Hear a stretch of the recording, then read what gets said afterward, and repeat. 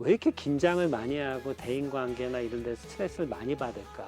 본인이 의도하진 않았는데 계속 그렇게 에너지의 누수가 생겨요. 이게 우리 뇌에 작용하고 관련돼 우리 뇌의 도파민하고 관련이 있거든요. 나를 편안하게 해줄 수 있고 예민한 걸 낮춰줄 수 있고 조절할 수 있는 대상이 좀 있어야 돼요. 제일 대표적인 게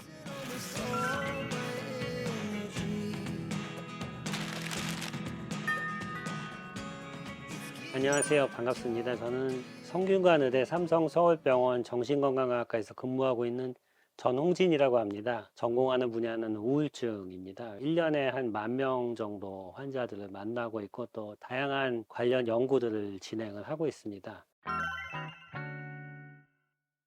예민하다는 게 영어로 이제 센서티브하다는 건데 주위 사람들의 자극, 그러니까 시각적인 자극, 청각적인 자극, 촉각적인 자극 그런데 다 예민한 거예요.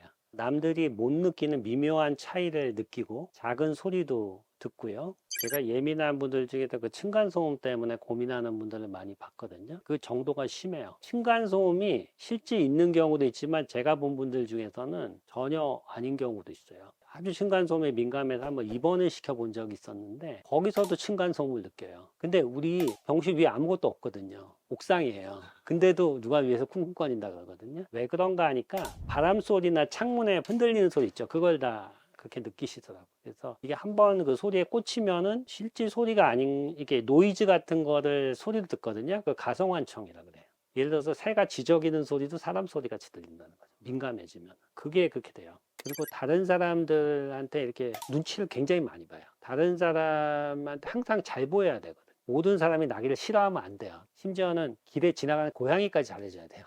그리고 걱정이 너무 많아요. 걱정, 근심, 그리고 아주 드물게 일어나는 것까지 걱정. 그래서 어떤 일을 할 때 에너지 소모가 되게 많아요. 남들이 그냥 무시하고 넘어가야 될 걸 자꾸 신경을 쓰는 거죠. 대인관계에서 힘들어하고 매우 예민한 분하고 예민하지 않은 분하고 카페에서 대화를 한다고 하면은 예민한 분은 특성이 그 표정이나 말투를 굉장히 살펴요. 그러니까 이 사람이 지금 어떤 표정을 짓고 있는지 그리고 말을 하는지 내가 한 말에 대해서 어떤 생각을 가지고 있는지 그걸로 이제 미루어 짐작을 하죠. 그렇게 되면 긴장도가 계속 높아지고요. 예전에 내가 그 사람한테 얘기한 걸 그 사람이 기억하고 있다고 생각해요. 그래서 내가 전에 이야기했는데 그때 혹시 기분이 나빠도 지금 이런 반응을 보이는지 그걸 우리가 관계사고라고 하는데 서로 관계없는 걸 자꾸 이렇게 관계를 지어서 해석을 하려는 경향이 크죠. 다른 사람이 한 행동이 나랑 관계지어 있다. 그 사람이 웃으면 이 사람이 날 무시하나? 이렇게 생각이 들고 소리를 갑자기 빽 지르면 내가 뭐 한 게 뭐 잘못돼가지고 화가 났나 이런 식이거든요. 그렇게 계속 확장을 하면은 세상의 모든 일이 다 자기와 관계가 있게 느껴져요. 심지어는 텔레비전에서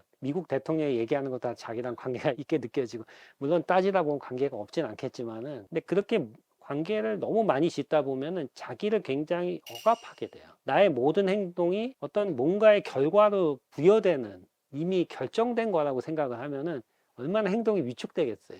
그리고 관계사고 중에서 조금 다른 사람을 괴롭게 하는 게 의심이에요. 특히 부부간에서도 그런 게 많이 발생하는데 배우자를 자꾸 의심하는 거. 신뢰가 생기진 않거든요. 예를 들어 배우자 스마트폰에 우리 함께 놀러 가요. 이게 문자가 왔다. 배우자가 바람을 피는 걸 그걸 생각한다는 거죠. 관계사고가 있는 사람.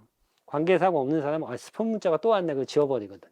내가 그런 자동적 사고를 자꾸 많이 하면은 그게 내 에너지를 다 고갈시켜요. 기본적으로 그렇게 나가면은 결국은 일거수일투족이 전부 다 서로 연관지어서 나타나기 때문에 그렇게 되면은 자기 자신의 예민성 때문에 자기가 이제 그로키 상태가 돼요. 그렇게 되지 않도록 조절해야 되죠. 감정에 기복이 있는 분들이 있어요. 우리가 기분이 좋고 나쁜 게 있잖아요. 그게 자기도 모르게 이렇게 왔다 갔다 해요. 전국적인 연구를 해보면은 감정에 기복이 있는 분들이 한 100명 중에 4, 5명 돼요. 꽤 많아요. 감정에 기복이 있는 분들은 주위의 자극에 대해서 예민해져요. 기복이 있을 때 누가 건드리면 화도 더 많이 나고요. 또 숨도 쉬기가 어려워져요. 갑자기 막 숨이 콱 막히는 듯한 느낌이 들고 그리고 짜증이 많이 나고 잠도 안 오고 그런 분들이 또 우울증이 잡아요. 이게 우리 뇌에 작용하고 관련돼 우리 뇌에 도파민하고 관련이 있거든요. 도파민이라는 것이 우리의 기분과 의욕, 에너지하고 관련이 있거든요. 근데 도파민이 굉장히 올라가면 그 연상작용이 굉장히 잘 돼요. 예를 들어서 새 소리가 사람 소리 들리기도 하고 사람들이 그냥 지나가는 것도 날 쳐다보는 것 같이 느껴지기도 하고 현실과 상상이 막 구분이 안 돼요. 그게 위험한 거거든요. 도파민이 너무 올라가면. 근데 예민한 분들 중에 이런 도파민의 이상으로 인해서 그런 느낌이 느껴질 수도 있는 거죠. 우리 뇌의 작용이 정말 재밌습니다. 우리 뇌는 쉽게 얘기하면 전기 제품이에요. 전기로 움직입니다. 우리 뇌 전체가. 수족의 신경 가닥으로 되어 있는데 그게 다 전기의 움직임이죠. 근데 그 수많은 전기가 일사불란하게 코디네이션 돼서 하나로 통합이 된다는 게 정말 대단한 거거든요. 근데 원래 뇌는 뇌의 변연계만 있었어요. 제일 안에 보면 이렇게 사과같이 동그란 게 있어요. 변연계라고. 그거는 아무 생각이 없어요. 그냥 우리 본능에 충실해요. 먹고 자고 뭐 이런 기본적인 욕구를 관장을 해요. 그러니까 우리 뇌에서 이 전두엽을 치고 다 쳐버리고 이것만 나오면 사람이 동물이나 마찬가지예요. 먹고 싶으면 먹고 그냥 자고 싶으면 자고 전혀 그 생각이 없습니다. 근데 그 변연계가 관장하는 게 하나가 감정이에요. 기분의 이 변동도 조절하는데 원래 우리의 기분은 전두엽의 지배를 받아서 기분이 움직여야 되거든요. 그러니까 우리 기분은 어떤 상황에 맞춰 가지고 기분이 변해야 되잖아요. 오늘 슬픈 일이 있으면 슬퍼야 되고 좋은 일이 있으면 좋아야 돼요. 자기만의 사이클을 만드는 거예요. 변형계가. 슬픈 일이 아닌데 갑자기 슬퍼지게 되다 또 좋아지게 됐다 왔다 갔다 하게 돼요. 거기를 머리로 맞는다든지 아니면 뇌졸중이 와도 기분의 변동이 생기거든요. 그러니까 거기가 중요한데 조금 더 이제 넓혀보면 그 다음에 뭐가 붙냐면은 측두엽이 붙어요, 옆에. 측두엽은 주로 기억에 관여하는데 변형계와 측두엽이 연결되면 또 이제 기억을 활용하게 됐는데요. 기억에서 중요한 게 뭐냐면은 우리 뇌는 과거의 것부터 잊어버리기도 하지만은 중요하지 않은 걸 잊어버리는데 내 감정이라든지 기분과 결부되지 않은 걸 먼저 잊어버려요. 내가 예를 들어서 오늘 공부한 거 있죠? 그거 바로 잊어버려요. 그냥 누구하고 싸운 거 이런 거 절대 안 잊어버려요. 근데 기분이 우울하거나 이렇게 기복이 있는 분들은 더 그 기억이 강화돼요. 그러니까 내가 지금 기분이 슬프면은 슬픈 기억들이 더 강화되거든. 그러면 어떻게 될까요? 우리가 지금 살아온 기억이 이만큼 있다면은 실제 그 기억 중에서 슬프고 불안한 기억이 대부분을 차지하게 돼요. 좋은 기억은 거의 없고. 만약에 그런 사람이 있다면 내가 지금 슬퍼할 가능성이 높아요. 기억이 그렇게 저장이 되거든요. 그렇게 저장되는 이유 중에 하나는 위기 상황을 헤쳐나가기 위해서. 동물들도요, 강아지도 자동차에 만약에 다쳤잖아요. 그럼 자동차 보면 도망가요. 사람하고 똑같아. 왜냐하면 자동차 보면 그 기억이 들어오거든요. 그래서 이제 측두엽이 그런 기억을 저장하는 거고, 그 다음에 제일 중요한 게 앞에 전두엽이에요. 인간이 참고 견디고 미래를 생각하고 현재 참고 이런 게 여기입니다. 전두엽이 억제가 되는 대표적인 경우가 어떤 경우인지 아세요? 술 마시는 거예요. 술이 전두엽을 셧다운 시키는 거예요. 그러면 나머지 뇌 기능이 다 나오는 거예요. 그래서 우리 전두엽이 이걸 억제하고 조율을 하면서 그런 기분의 변동이나 감정의 기복을 조절하는 거예요, 계속. 근데 이게 잘 코디네이션 안 되면은 디프레션이 오죠. 우울증이 오는데 우울증이 오면 전두엽 기능이 떨어져요, 실제. 제가 이게 우리 뇌에 대해서 이제 여러 가지 얘기를 하는 게 뇌를 다친 사람들을 보고 많이 알게 돼요. 예를 들어 교통사고로 다쳤다든지 뭐 수술을 받아야 되든지 그러면은 전두엽을 다치잖아요. 사람이 아무것도 안 해요. 의욕 떨어지고 씻지도 않고 활동이 떨어지게 되죠. 그게 너무 세도 안 좋아요. 너무 강하면은 사람이 억압이 되는 거죠. 적당히 돼야 되는데 잘 되려면 어떻게 되느냐? 그것도 훈련을 해야 됩니다. 자기의 어떤 긴장이나 불안이 올라갈 때 있잖아요. 그걸 스스로 이렇게 가라앉히고 이완하고 그걸 벗어나고 이런 연습들을 하면 우리 전두엽 기능이 또 잘 유지가 돼요. 예민한 사람들은 뇌가 너무 활발하게 돌아가서 그런 경우가 많아요. 너무 활발하니까 전두엽은 그걸 또 눌러줘야 돼요. 그러다가 이제 지치죠. 에너지 고갈이 돼요. 보통 아침에 출근해가지고 퇴근할 때까지 에너지가 유지가 돼야 되는데 점심 먹고 한 2시쯤 되면 이제 기진맥진한 거예요. 아침에 회의 한두 개 하면은 완전히 그렇게 상태가 돼요. 그럼 퇴근할 시간만 기다려요. 집에 가면 잠만 자는 거죠. 집에 가서 무슨 자기 운동한다든지 이럴 여력이 없어요. 그리고 주말, 토요일, 일요일 계속 자요. 그리고 월요일 되면 너무 출근하기 싫거든요. 그 패턴이 계속 반복되는 거죠. 그러니까 왜 이렇게 긴장을 많이 하고 대인관계나 이런 데서 스트레스를 많이 받을까? 본인이 의도하진 않았는데 계속 그렇게 에너지의 누수가 생겨요. 마치 배터리가 방전되는 것 같은 거하고 비슷한 거죠. 스마트폰이 아직까지는 있어야 되는 딱 보니까 벌써 방전된 거예요. 그런 상황이 발생을 하게 되는 거예요. 그런 예민함 때문에 전혀 뭐 사회생활도 못하고 집에만 있는 사람도 있고 잘 지내는 사람도 있거든요. 스타트업 대표도 만나보고 예술적으로 성공한 분들 만나보면 굉장히 예민한 사람들 많거든요. 근데 엄청 일은 잘해요. 유명하고 직원도 수백 명, 수천 명이 돼요. 어디서 그 차이가 나느냐? 결정적인 차이는 대인관계에서의 예민성하고 자기 에너지의 관리를 잘해요. 그런 분들은.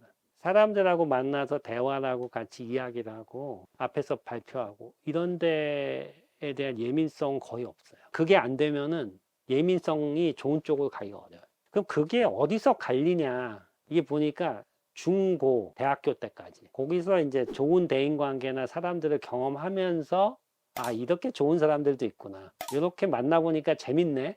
이렇게 되면서 그게 극복해 나가기 시작해요. 그러면서 예민한 것 성격하고 사람들 잘 만나는 그 네트워킹하는 그 성격이 같이 가면서 오히려 이게 시너지가 나는 작용을 하게 되는 거죠. 예민하고 그런 걸 잘 캐치를 해야지 뭔가 남이 모르는 걸 하잖아요. 요즘 세상에서. 이제 이노베이티브한 일을 할 수 있는데 제가 책에도 잠깐 그 일론 머스크 얘기를 했는데 그분이 하는 행동이나 이런 걸 보면은 일반적인 예전에 그 사업하시는 분들하고는 되게 다르거든요. 굉장히 좌충우돌하잖아요. 그런 분들은 근데 필연적으로 도움이 필요하대요. 창의적인 거하고 망상이 약간 비슷하거든요. 창의적인 게 현실적이지 않으면은 엉뚱한 생각이 돼버립니다.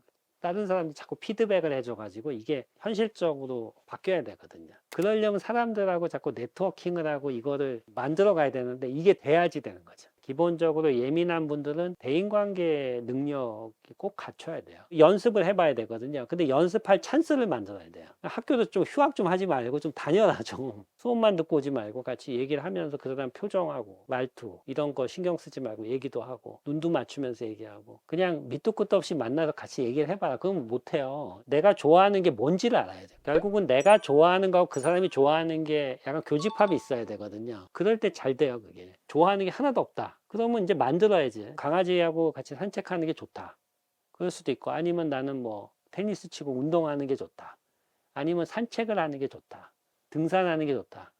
하나라도 있으면 그거 좋아하는 사람들 많아요. 그러면 학교에 가서도 그거 좋아하는 사람들끼리 얘기하면 얘기가 또 아주 편해요, 하기가. 강아지 좋아하는 사람도 강아지 얘기하면 얼마나 좋아요. 관리하는 거, 키우는 거 얘기하다 보면 끝이 없거든요. 그러다 보면 내가 예민한 게 아이디어가 있을 때 네트워킹을 통해서 사람들하고 만나서 이거를 실현할 수가 있는. 그리고 피곤하지 않게. 집에 와서는 피트니스도 하고 가족들하고 책도 읽어주고 이런 에너지가 남게 되는 거거든요. 그런 게 되면은 결국은 자기 자신의 능력이 점점 끌어올려지는 거거든요. 그런 연습들을 자꾸 하면서 자기 자신이 사람들 앞에 있어도 편안하게 있을 수 있구나 이런 생각. 그 경험들을 한 번도 못하고 어른이 돼요. 그리고 회사에 들어가면 잘할까요? 말씀드린 대로 공부도 하지만은 이제 그런 거 같이 하자. 그 성공하는 경험과 자기 자신을 좋아하게 만드는 그 경험을 꼭 하게 해줘야 돼요. 근데 이제 문제는 뭐냐면은 대인관계를 할 때 이런 분들이 한번 상처를 입어요. 친하게 지내다 헤어진다든지 멀어진다든지 싸운다든지 그럴 때 상처를 입거든요. 근데 그때 이제 조언을 해줄 얘기가 있어요. 사람들하고 헤어지고 멀어지는 건 당연한 거라는 거예요. 내 주위의 사람들하고 멀어졌다 가까워졌다가 헤어졌다 하는 그게 굉장히 건강한 거고요. 헤어지지 않고 모든 사람을 붙잡아 놓는 게 가장 병적인 거예요. 그게 당연한 거거든요. 그러니까 마치 버스가 왔다가 갔다 왔다 갔다 하면 다음 버스가 오는 것처럼 그렇게 그런 경험들도 해봐야 되는데 자기 자신을 싫어하는 거에서부터 모든 비극이 시작돼요. 자꾸 부정적인 사고 이런 쪽으로 흘러가지고 그게 사고가 고착화되는 이런 쪽을 이제 막아야 된다. 그렇게 얘기해주고 싶습니다. 예민함을 다루려면은 자기 자신의 그런 예민성을 좋아해야 돼요. 그리고 그것을 활용할 수 있게 만들어야 되는데 나를 편안하게 해줄 수 있고 긴장을 예민한 걸 낮춰줄 수 있고 조절할 수 있는 대상이 좀 있어야 돼요. 책에서는 안전기지라고 표현을 했거든요. 그게 부모님 역할이에요. 나이가 들었어도.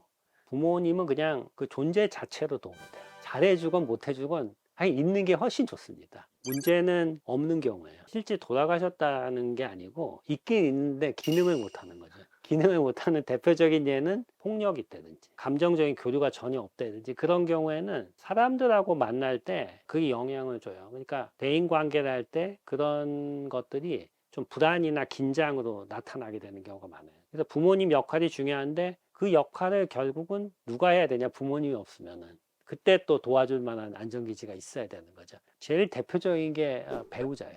배우자가 이제 그 예민한 분하고 잘 맞으면은 그 사람의 능력을 좀 발휘할 수 있는데 상당히 도움이 돼요. 이분이 자체가 굉장히 불안정하고 예민하잖아요.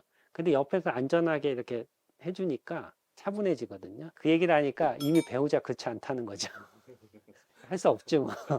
미리 알았으면 좋았을 걸. 그래가지고 내 책에다가 자기 예민한 걸 미리 결정해가지고 미리 만나기 전부터 그걸 고려해서 만나라. 두 번째는 자기 직업인데 먹고 살기 위한 직업도 있지만은 그걸 하면서 내가 굉장히 힐링이 되고 즐겁고 해소되는 것 같은 그런 잘 맞는 게 있는 분들이 있거든요. 그게 그 역할을 하는 거예요. 자기의 뭔가 불안을 이게 줄여주는 영화를 만든다든지 아니면은 누굴 도와주는 일을 한다든지 하나는 있어야 된다는 거죠. 직업이 어떻게 보면 주는 그 사명감이랄까? 뭔가 도움 주는 면이 있거든요. 좋은 회사일수록 그걸 되게 강조해요. 당신이 이걸 해서 얼마나 많은 도움을 주느냐. 이제 그런 부분이 그 사람한테 이게 사명감을 주는 거거든요. 근데 자기 자신한테 이제 그런 걸 부여할 필요가 있어요. 직업도 아니고 뭐 배우자도 아니고 가족도 아니다. 그러면은 운동이나 취미 생활, 강아지를 본다든지 뭐든 하나는 있어가지고 내가 정말 힘들 때는 요걸 하면은 넘어갈 수 있다. 이런 거를 가지고 있어야 돼요. 그렇지 않으면은 문제가 되는 경우가 있고 그런 것들이 여러 가지가 있는 게 좋아요.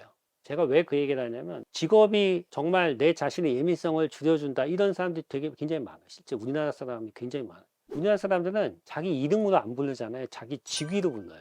뭐 김 과장, 이 과장 이렇게. 그러면은 동일시를 하는 거거든요. 언제 문제가 생길까요? 회사를 나갈 때죠. 나가야 되거든 언젠가는. 그때 어떻게 되냐면 자기 아이덴티티가 완전 무너져요.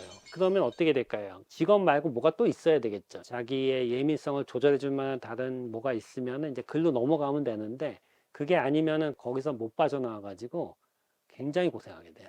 예민한 분들은 자고 깨는 시간을 잘 유지하시는 게 예민성을 조절하는데 아주 중요합니다. 잠을 자잖아요, 하루에. 예를 들어 12시부터 6시까지 잔다. 그럼 잠이 일정해진 게 아니에요. 깊은 잠도 있고 얕은 잠도 있고 꿈을 꾸는 잠도 있고 아닌 잠도 있는데 보통 새벽 2시, 3시 사이에 깊은 잠을 자거든요. 그때는 잘 때 몸이 다 이완이 되죠. 근데 몸만 이완되는 게 아니고 감정의 기복이 줄어들어요. 새벽 1시에 자는 거, 2시에 자는 거, 3시에 자는 거, 4시에 자는 거 보면은 3시 이후에 자면 다음날 감정 기복이 되게 심해지고 예민해지기 시작하거든요.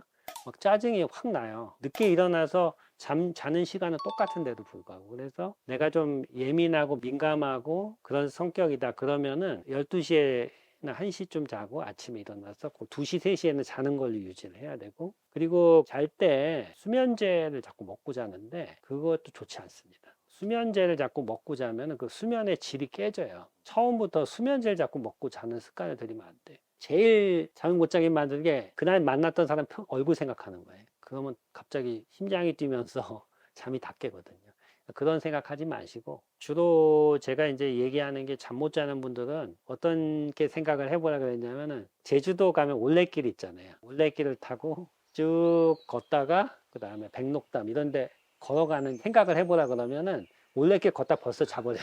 사람이 안 나오는 그런 영상이 잠이 오게 만들거든요. 어디 여행 갔을 때 경치 그런 생각을 해보라 그러고 자기 사이클을 만들어서 잠을 잘 수 있게 그렇게 한번 해보시면 어떨까 싶어요. 가장 큰 문제가 이제 가족 간의 문제예요. 가족 간의 문제가 어떤 경우가 있냐면은 이 본인이 예민하면 가족들도 다 예민하니까 자꾸 부딪혀요. 심한 경우는 이제 가정폭력이라든지 이런 경우가 있고 특히 아버님이 이제 술 먹고 들어와서 주로 때리는 경우들 많이 지금도 많아요. 현재도. 근데 문제는 본인도 때려요. 똑같이 해요 또. 그렇게 맞고 자랐으면서 왜 또 그렇게 하냐. 본 게 그거예요. 사람하고 소통을 하는 게 그렇게 소통을 하는 것만 배웠거든요. 대화로 소통하고 이렇게 말로 편안하게 이야기하는 걸 못 배워본 거예요. 가족 간에. 이런 거는 상당히 구조적인 문제인데 우리나라가 앞으로 이런 걸 줄이기 위해서는 부모하고 자식이 되도록 빨리 분리가 돼야 돼. 서양에서는 20살만 되면 분리시켜버리잖아요.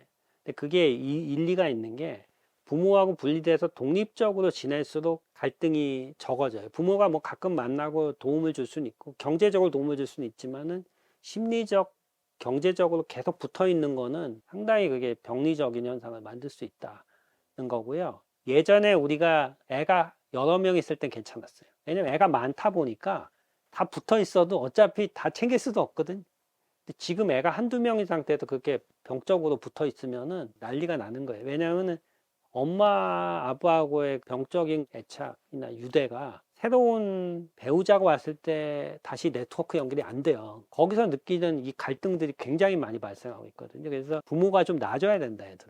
분리될 수 있게 놔줘야 돼요. 개인적인 입장에서는 빨리 부모님하고 좀 분리되는 쪽으로 한번 노력을 하자. 그래서 분리 개별화. 그 다음에 아까 말씀드렸는데 대인 관계를 어떻게 편하게 할 것인가.